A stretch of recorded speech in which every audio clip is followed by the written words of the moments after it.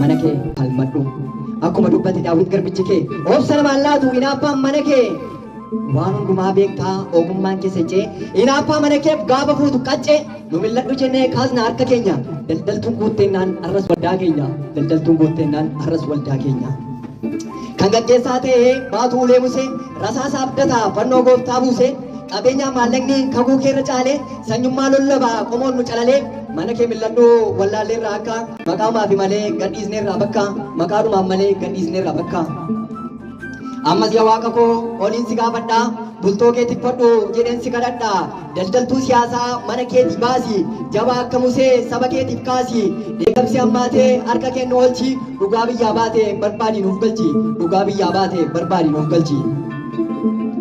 Nu ilaalteen darbinii maaloo nutti gorii jaalala jabaataa ilmaan keetti horii abiloosiif keefaa wal qoqqooduun iddaa ati dhaamsi malee deemsisaa ibiddaa ammas sin kadhadhaa kunoo harka kaasee yeeyyin akka nyaanne oolota kee yaasee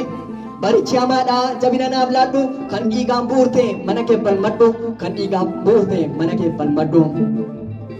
Egaa yeroo biraa yoon argadhe carraa guyyaa eeyyamasaa boris wal agarra gooftaan waa'ee keenyaaf danuutti dadhabee ani xumureera kotta abbaa.